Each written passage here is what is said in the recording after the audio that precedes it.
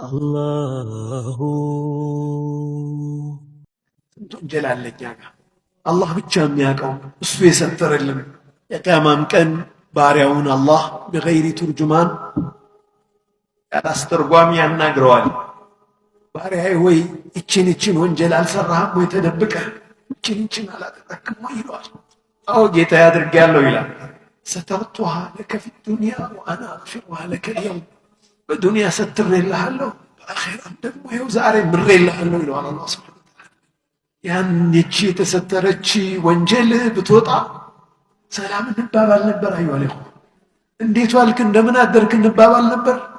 አላህ ግን ሰተረ።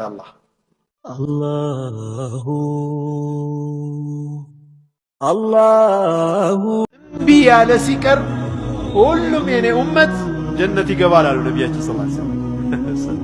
ሰሐቦቹ ገረማቸው። ቃሉ ወመን ያዕባ ያ ረሱለላህ ሰለላሁ ዐለይሂ ወሰለም፣ ጀነት ግባ እየተባለ እምቢ የሚል ማን ነው አንተ የአላህ መልእክተኛ አሏቸው። መን አጣዐኒ ደኸለል ጀነ ወመን ዐሳኒ ፈቀድ አባ፣ እሺ ያለኝ የታዘዘኝ ሰው ጀነት ገባ፣ እምቢ ያለ አልታዘዝም ያለ ደግሞ ጀነት አልገባም ማለት። አላሁ ኢብራሂም ልጃቸው ሲሞት ልጃቸው አልቅሰዋል። ነቢ ሰለላሁ ዐለይሂ ወሰለም አንተም ታለቅሳለህ ወይ ሲሏቸው ኢነሃ ረሕማ፣ እቺ እኮ እዝነት ነች። ያ ኢብራሂም ኢና ለሓዚኑን ወኢና ሊፊራቂከ ለሓዚኑን፣ አዝነናል አንተ ኢብራሂም ስለተለየህን። አላሁ ሞትን አትተማመን። በእያንዳንዷ የዐይንህ ጨረፍታ፣ ዐይናችን ተከፍታ የምትዘጋበት ቅጽበት እና በምንተነፍሳት ትንፋሽ በእያንዳንዷ እኖራለሁ እንዳትል ሞት በየትኛውም ቅጽበት ሊመጣ ይችላል አላቸው። የፈለግ ጠባቂ ጋርድ በዙሪያህ ቢኖር በሰራዊት ብትከበብ ሞትን ማምለጥ አትችልም።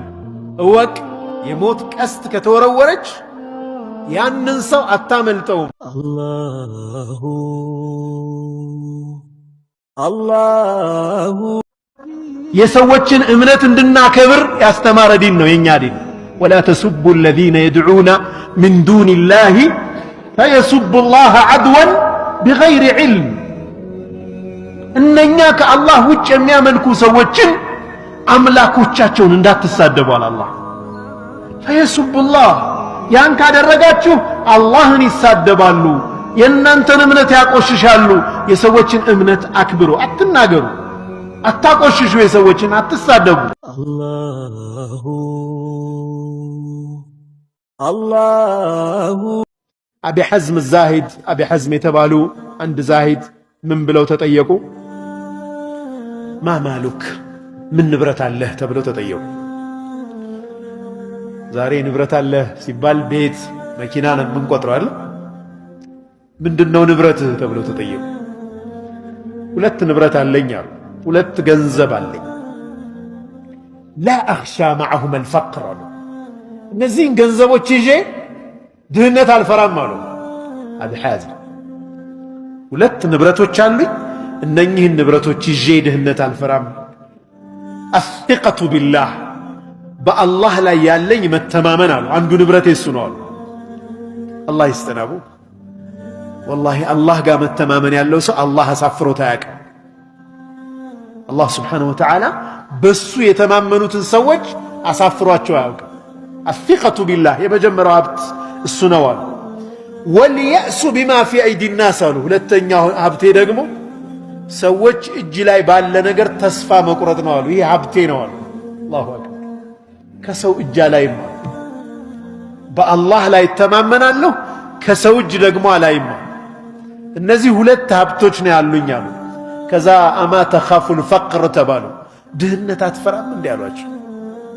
ድህነት አትፈራም ወይ? ፈቃለ አና አኻፉል ፈቅር፣ እኔ ድህነት እፈራለሁ እንዴ? ወመውላየ ለሁ ማ ፊ ሰማዋት ወማ ፊል አርድ ወማ በይነሁማ ወማ ተሕተ ሰራ፣ ጌታዬ ሰማይ ምድር በእነሱ መካከል ያለውና ከምድር ታች ያለውም ነገር የሱ የሆነ ጌታ ይዤ ድህነትን እፈራለሁ እንዴ አሉ። ያ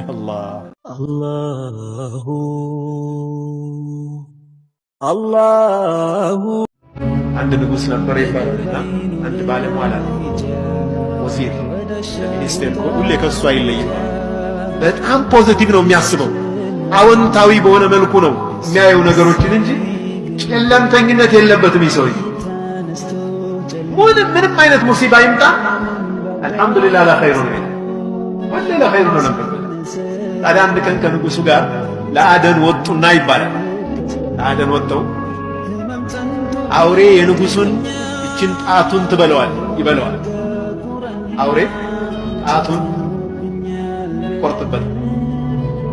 ንጉሱ ልሲል ለኸይሩ ነው።